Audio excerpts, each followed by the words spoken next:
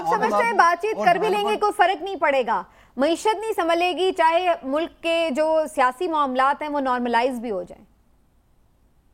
नहीं तो पीटीआई के पास कौन सा प्लान है जो इन्होंने हुकूमत को देना? नहीं सर, मैं कब कह रही हूँ कि पीटीआई को हुकूमत ही मिल जाएगी, मैं तो सिर्फ ये कह रही हूँ कि ये जो मामलात हैं जो एक इंतशार चलता रहता है। मेरी अर्ज सुन ले, जब पीटीआई की बारी थी 3.5 साल 4 साल इन्होंने हुकूमत किया है, तो क्या हशर नशर किया था कि हम मतलब तमाम तर जो रिकॉर्ड थे इन्होंने स्टेट बैंक में तोड़ दिए कि महंगाई के बीज जो है असल में उस वक्त बोए गए थे और फाइनली हम दिवालिया के फिर किसको देनी है हुकूमत? दानियाल अजीज साहब, ना पीएमएलएन के पास आपके नजदीक कोई प्लान है? आखिरी सवाल, ना पीपल्स पार्टी के पास ना पीटीआई के पास, तो किसको देनी है आपने हुकूमत? अच्छा, इसमें एक और सवाल शामिल कर दें। दानियाल अजीज साहब, क्या आप समझते हैं कि ये 3 जमातें तो फेल हैं, तो शाहिद हक्कान अब्बासी साहब और मिफ्ता इस्माइल साहब जो मिलकर अवाम पाकिस्तान जमात बना रहे हैं, क्या वो कोई प्लान दे सकेंगे? क्या आप ये समझते हैं?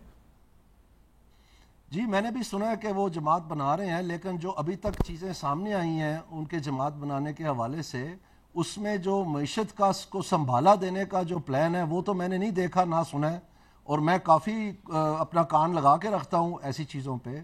लेकिन मैंने ये सुना है कि एक और जमात भी बन रही है और उसका खुसूसन ये काम है कि महंगाई और बेरोज़गारी का यकीनी खात्मा, महंगाई और बेरोजगारी का यकीनी खात्मा। जो ये अशरफिया और ये इंतजामिया कभी वो फैसले नहीं करेगी जिसको अवाम को तलब है। वो कौन सी जमात है? आप तो नहीं बना रहे कहीं? अवाम को पता है किसी ने आके घर में रोटी नहीं देनी, कमानी खुद कर पड़नी है। वो ये कहते हैं कि हमें वो इज्जत की जगह बता दें जहां बैठ के खा लें। ये जो महंगाई ने जिबा कर दी है पाकिस्तान के अवाम को, और मैं आज से नहीं इलेक्शन से पहले से कह रहा हूं, उस वक्त क्या सांप सूंघ लिया था? ये बात दुरुस्त है, आप बहुत पहले से कह रहे हैं, लेकिन ये कौन जमात बना रहा है? ये कहीं आप तो नहीं बना रहे ऐसी जमात जिसमें अशराफिया को पकड़ेंगे और अवाम के लिए रिलीफ होगा?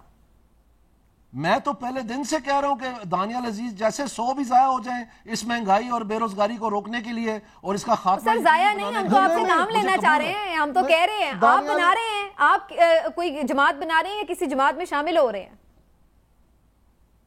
मैं किसी जमात में शामिल नहीं हो रहा जो आपको आजकल नजर आ रही हैं। मैं आपको यह कह रहा हूं कि मैं उस जमात में शामिल हूंगा जो महंगाई और बेरोजगारी का यकीनी खात्मा के ऊपर अपना जो है सारा पॉलिसी बनाए और वो साबित करे कि वाकई उनके पास ये अहलियत है कि ये कर सकते हैं। अच्छा दानियाल अजीज साहब, ये फरमाइएगा कि मेरी अल्लाह जन्नत नसीब करे, आपके वालिद साहब से भी बड़ी थी मुलाकात भी, वो ये जो जोड़ तोड़ की सियासत और हल्के की सियासत और ये सारे मामला, इसमें माशाल्लाह चौधरी अनवर अजीज साहब का अपना एक बड़ा किरदार था और बड़े मंजे हुए खिलाड़ी थे। तो मैं उस पस मंजर में आपसे ये जानना चाहता हूँ कि क्या आपके माइंड में कोई ऐसी बात है कि आप भी कोई जोड़ तोड़ करके, क्योंकि आप खुद फरमा रहे थे जैसे कि आप कान खोल के रखते हैं और सुनते हैं, तो ऐसी कोई जमात बनाने के लिए या ऐसा कोई ग्रुप बनाने के लिए या पाकिस्तान को मुश्किल से निकालने के लिए कोई ऐसा कदम कर सकते हैं, कोई ऐसी पॉलिसी बना सकते हैं या बनने जा रही है?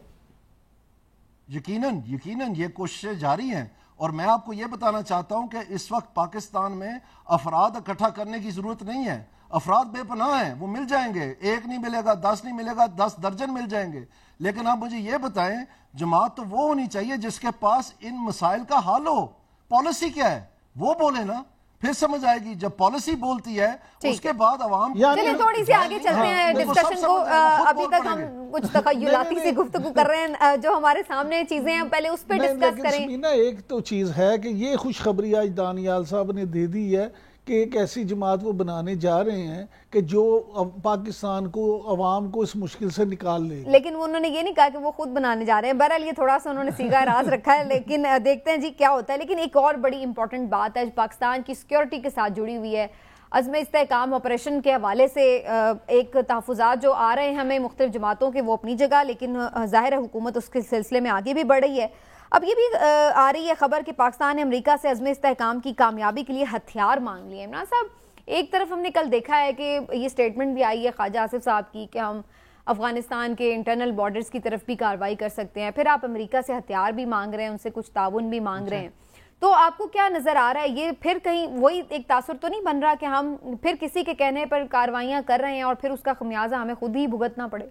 नहीं, देखें, अमेरिका बहादुर से तो आप हथियार मांगेंगे ना, इसकी बुनियादी वजह ये है कि आपका जो मामला है सारा वो तो अमेरिका पे डिपेंडेंट है। आपकी दिफाई पॉलिसी देख लें, आपके दिफाई मामला देख लें, तमाम आपका जो साजो सामान है वो सब, वैसे तो ये मामला तो आप बिल्कुल उससे अलग नहीं हो सकते, लेकिन ये जहां तक इस अज़्म इस्तेहकाम के जी दानियाल साहब आप साथ हैं, आप साथ रहिए, मैं अभी आपसे और भी इस पे भी बात करूंगी, आप साथ रहिए। अज़्म इस्तेहकाम का जो मामला है उसमें इसलिए भी ज़रूरी है कि अब अमेरिका बहादुर को ये भी तो कहना है ना कि जी वहाँ अफगानिस्तान में जो आपके भी दुश्मन हैं, हमारे भी दुश्मन हैं, उनके खिलाफ कार्रवाई करनी है, और उनके पास तो सारा वो असला जो आप वहाँ छोड़ आए थे, जब आप भागे तो असला वहाँ छोड़ दिया, तो उनसे लड़ने के लिए हमें भी क्यों असला दें, हमें हमारी भी मदद करें ताकि हम उनके साथ जो है दो दो हाथ कर, तो हम उनकी मदद लेंगे तो फिर उनके दुश्मन जो अमेरिका के दुश्मन है वो क्या हमारे साथ नहीं आएंगे? आज अफगान तालिबान का आपने स्टेटमेंट देखा है, वो कह रहे हैं कि हमें ख्वाजा आसिफ साहब के बयान पे तशवीश है, उन्होंने गैर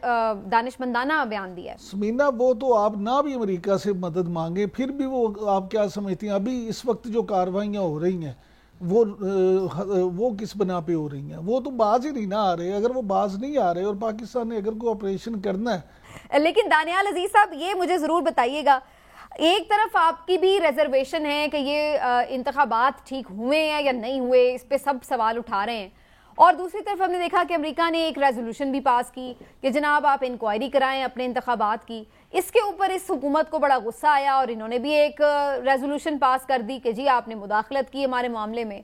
आप क्या समझते हैं, क्या ये इंतखाबात के ऊपर इंक्वायरी होनी चाहिए? आजकल इस पर बड़ी बात भी हो रही है सुप्रीम कोर्ट में कि 8 फरवरी का केस लगाया जाए। फिर दूसरी तरफ हुकूमत जो है वो इस पर बुरा भी मान रही है कि जी अमेरिका ने मुदाखलत की। आपका स्टांस क्या है इसके ऊपर? मेरा ख्याल है कि ये जो हुकूमत का रिएक्शन आया है ये दरअसल इसकी कोई ज़रूरत नहीं थी। ये इन्होंने अपने मुकामी पाकिस्तानी हलकों को और बाहर के मुल्क के हलकों को जो पाकिस्तानी ओवरसीज़ हैं उनको बहलाने की कोशिश की है कि जी हम भी, आप एब्सोल्युटली नॉट ही समझें हमें भी। हालांकि दूसरी मतलब सांस में वो कह रहे हैं कि जी अमेरिका में असला दे दे, तो अगर अमेरिका असला दे दे इनको तो कल को वो कोई और चीज़ मांग ले इनसे जवाबन, तो फिर ये क्या कहेंगे? एब्सोल्युटली नॉट कहेंगे। सो कहने का मकसद ये है कि इसका कोई तुक नहीं बनता था। ये जो ओवर रिएक्शन आया है मेरे ख्याल में तो ये एक सियासी चाल है। इस तरह की रेजोल्यूशंस अमेरिकन कांग्रेस करती रहती है और इसमें कोई नई बात नहीं है। अमेरिकन गवर्नमेंट ने बार बार ये कहा है कि जो एलिगेशंस हैं या जो लेवल कर रही जा रही हैं क्लेम्स, इनकी एक ट्रांसपेरेंट और फेयर इन्वेस्टिगेशन होनी चाहिए। आपका आइन और इलेक्शन कमीशन का कानून भी यही कहता है, लेकिन देखने में क्या आ रहा है कि उसको आगे चलने नहीं दिया जा रहा।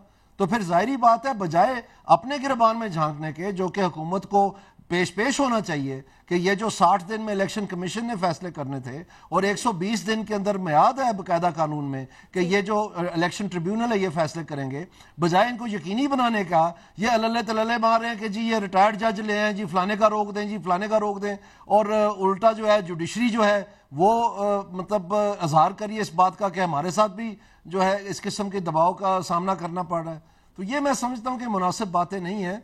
आखिरकार ये 2024 है, ये 1960 नहीं है, और हमें अब आगे बढ़ना चाहिए और एक शफाफ निज़ाम फराम करना चाहिए पाकिस्तान में। तो उन्होंने कौन सी गलत बात की अगर ये कहीं भी है, अगर इंक्वायरी के लिए कहा है? बहुत शुक्रिया आपका। एक बात जरूर है दानियाल अजीज साहब, आप हमारे साथ मौजूद रहे, आपका बहुत शुक्रिया। जी इमरान साहब आप कर लें, फिर मैं ब्रेक। देखिए अमेरिका किस मुंह से हमें कहता है, क्या उनके जो सदारती इंतखाबात थे वो बिल्कुल फेयर एंड फ्री थे? अपनी तो वो इंक्वायरियां भुगत नहीं रहे, अपनी तो वो बता नहीं रहे। ट्रंप के साथ जो हुआ और जिस तरह से हुकूमत में उनको शामिल नहीं किया गया, तो मुझे तो ये लगता है आपने अगर वो ट्रंप का जो बाइडेन का मुबासा भी पहला देखा हो तो वो तो मुझे तो वो पाकिस्तान के और अमेरिका के एक जैसे हालात सारे मुल्क एक जैसे हुए पड़े हैं।